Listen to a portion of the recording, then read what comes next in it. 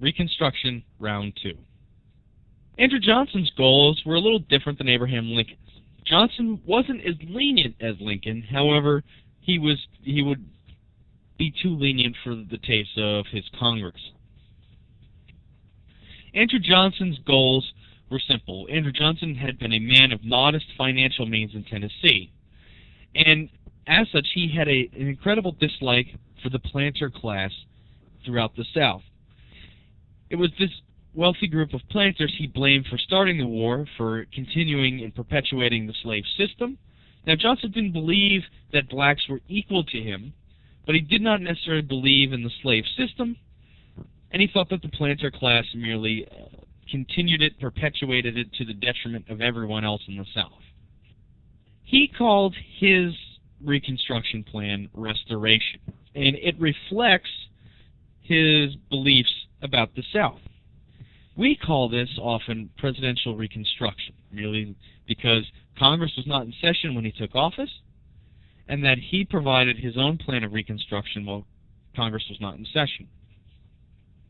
He was running Reconstruction at the point, and therefore we call it presidential reconstruction.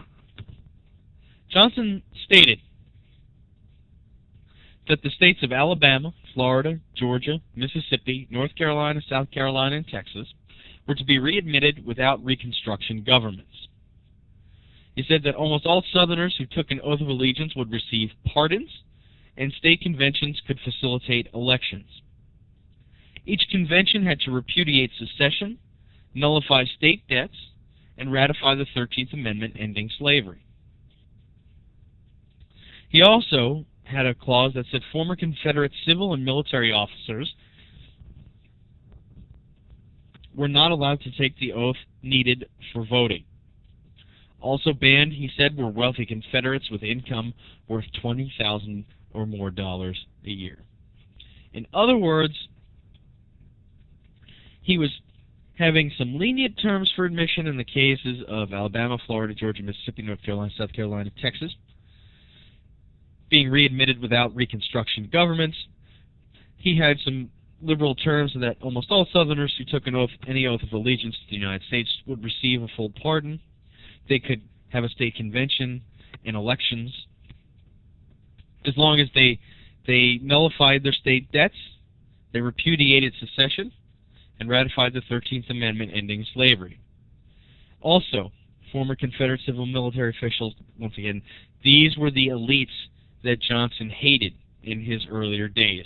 The members of the planter class, Confederates with the high incomes. $20,000 of income back then was quite a lot of money. So he's targeting this planter class and aristocracy as the real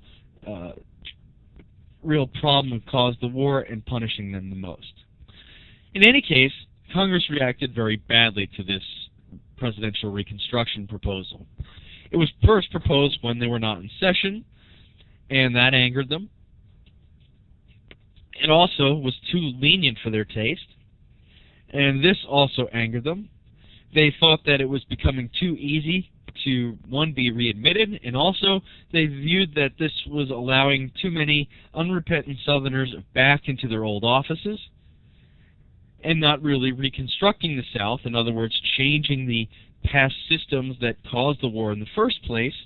It was merely just slamming the country back together without fixing any of the problems. They viewed this as Southern defiance, and as such, the radical Republicans led by Thaddeus Stevens and Charles Sumner, who had been a minority in Congress, started to gain sympathy with moderate Republicans in Congress and started to side against Johnson. In this alliance, they passed, in 1865, the Joint Committee on Reconstruction. The Joint Committee on Reconstruction. The Joint Committee on Reconstruction entire purpose was to investigate conditions in the South and help Congress create a Reconstruction policy of its own. And it would institute later what we call a period of Congressional Reconstruction.